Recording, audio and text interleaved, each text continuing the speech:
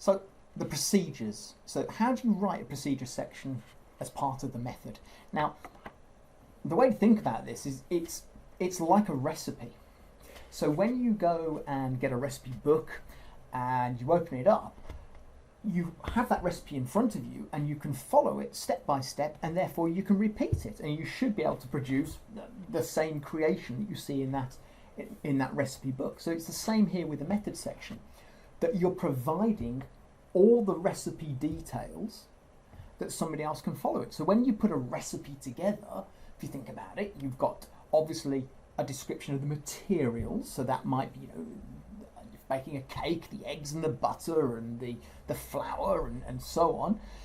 You will also provide indications of the weights of those. So how much butter, how many eggs, how much milk.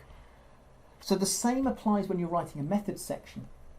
It's what have you done, so that is kind of the basic principles of your recipe, but also the finer details in terms of the how much have you done and the why are we doing it. And so that's what you've got to think about when you're putting a method section together. It is like writing and reading a recipe. So what have we got to think about? Well, you've got to think about the notion of what we call main and secondary objectives. There may be main or primary or secondary outcomes. What we mean by this is you've got to think about what are the primary components of this recipe that I've got to give for somebody able to follow what I have done. And so again, think about very carefully about what's been undertaken.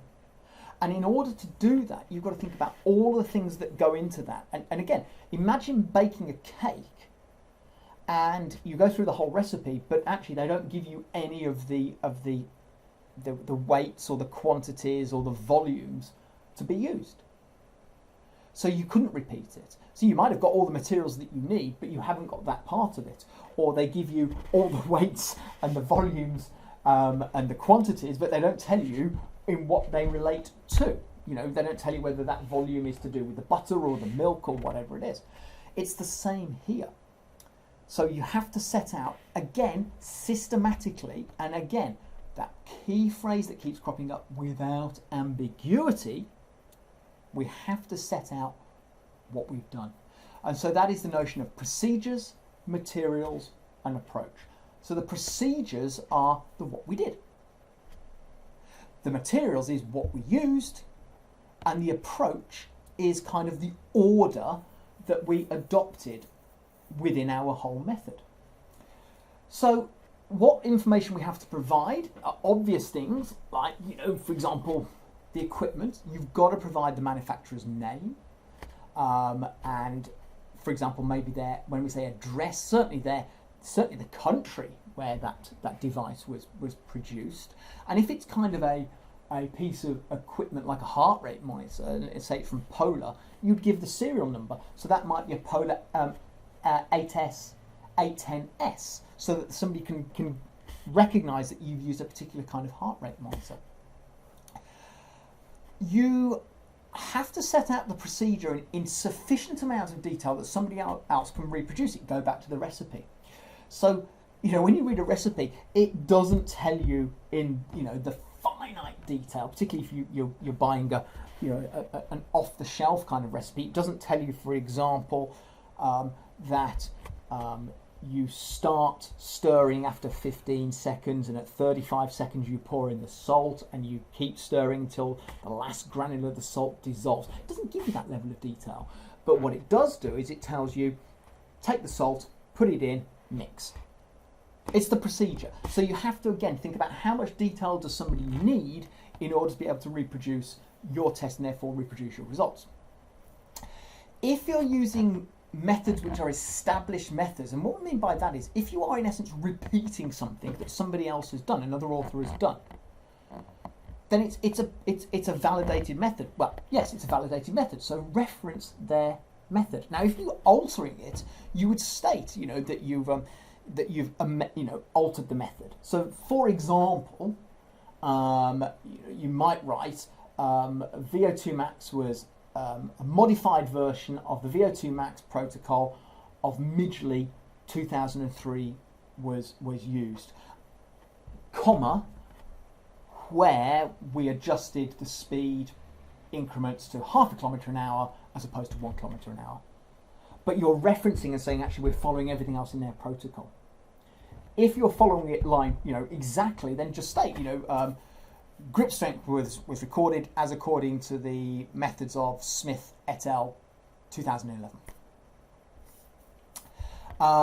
But you make sure that you provide a little description of the methods so that it is clear what you've done, and make sure you do that also with statistical methods. Now, it doesn't mean that you have to find references for t-tests and ANOVAs and so on, but if you're using methods which are perhaps less well known, you have to provide evidence. So, for example, if you've used effect sizes are published and they use quite a bit. But again, if you're using the method of, say, Cohen's, you're using Cohen's D or Hedges G, you'd reference them because they're not mainstream, and so you're just stating where that method has come from.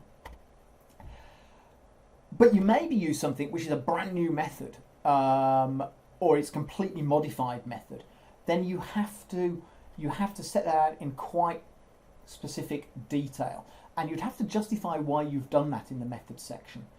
And so in that case, if it is a brand new method, then you have to set that out. That is the classic recipe where you are leading the reader through the recipe. So you have to think a little bit about what you've done. Are you repeating something completely? Are you repeating something but you've in essence modified it, or are you using a protocol that is completely new? So let's have a look at an example of this in an assignment to see how this would stack. Okay, so here you can see the section which has been titled Procedures. So remember, this sits in our method section after the participants section. So if you're unsure about writing participants information, go and watch that short video on that. And what you'll see in here, it is that classic notion of the recipe. So there are some of the information about the tools that have been used. So let's have a look for the tools. So you can see that it says that they squeezed maximally the digital dynamometer, Takai, Japan. So we know which dynamometer was used. We also know that other tools were used, because it says they were instructed to position their arm with their elbow fully extended by their side and then squeeze maximally. So we've got the tool, so what they were doing with the positioning, but also they stood with their heels and shoulders against a solid wall. So in other words, that's a tool that they've used. So that was the instruction they were given. So again, somebody else can follow it. Rather than just having somebody standing in the middle of the room and squeezing it, they can go, oh, okay, they did that to prevent leaning forward in this kind of test. So we can see the tools that have been undertaken. Then we can see the methods. Because what you can see is we've got how many times they did it. So what they did, sorry. So they started with their arm fully adducted at the shoulder. When instructed, they lowered their arm to a position, again, by their hip, as opposed to the other method, which is with their arm, elbow fully extended by the side and then squeeze maximally. So we've given the kind of the details inside the recipe. But we've also given a little bit more information. They're instructed to complete each maneuver approximately 2 to 3 seconds. That's a bit like in the recipe where we've given the quantity of the butter or the volume of the milk that we're going to put into that recipe. But can you see that you can read that method now, and although it's limited in terms of the amount of words, because again this is an 1,000-word assignment, you can see that it is possible to follow what has been done. So you can see the approach, you can see the procedures, and you can see the apparatus that has been used. So you can see all those key components in there. And that is the key to writing the procedures part of your method. That it's got to be repeatable, and it cannot leave any grounds for ambiguity. So somebody else can read that and understands fully what has been conducted.